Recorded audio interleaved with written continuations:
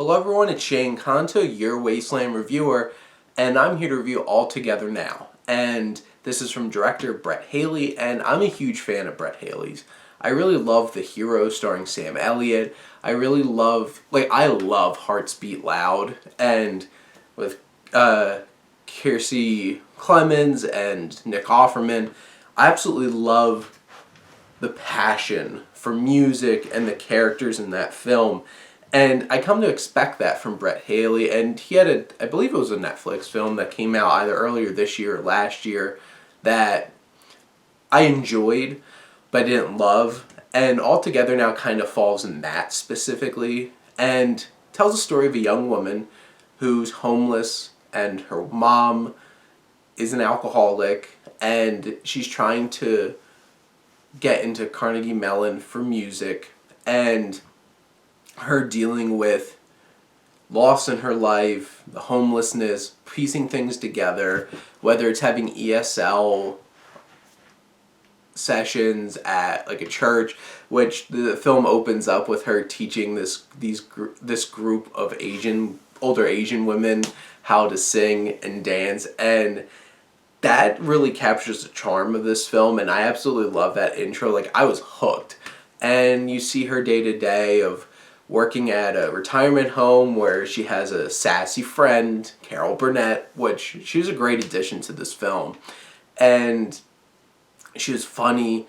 It's Carol Burnett, and she really delivered. I enjoyed seeing her in this film. But our leading actress, Auli'l, who is Moana, and she is very charming, she's very sweet.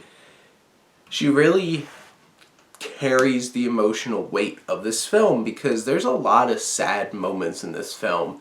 The film can be a little melodramatic and really leaning into some of those emotional beats, but Carvalho really captures it, and she's able to really anchor this film, and it needed it because in general this film's very cliched. There's a lot of plot points that you expect, and to be honest, the main character she plays, Amber Appleton, really feels like a stereotype. It's like,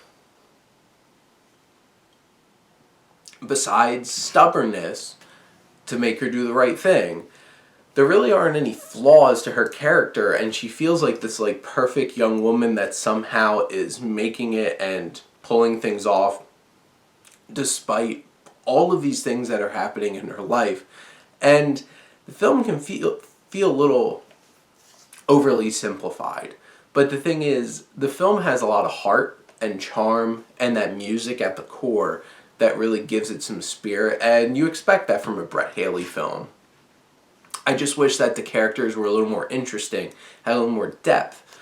But, like, she does have her one friend who probably on the spectrum and does all these rhymes, and like he has his little thing, and like her friends each have their little thing to make them, it's like, oh, it's that friend, we're that friend. But in the end, it's just like, it's heartwarming and inspiring and has a great theme of togetherness, of like communal standing up and supporting someone that you love. But it's really cliched. It's lacks a lot of complexity in its characters and a lot of depth.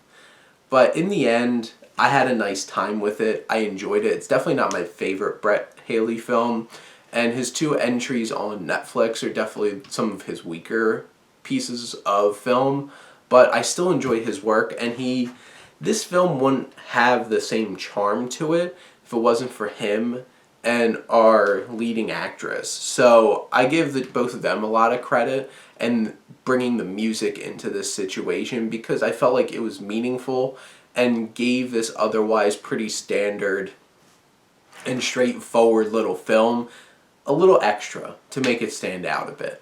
But those are my thoughts on All Together Now. Let me know what you think, and let's talk some movies. But thank you as always for tuning in and supporting your Wasteland reviewer.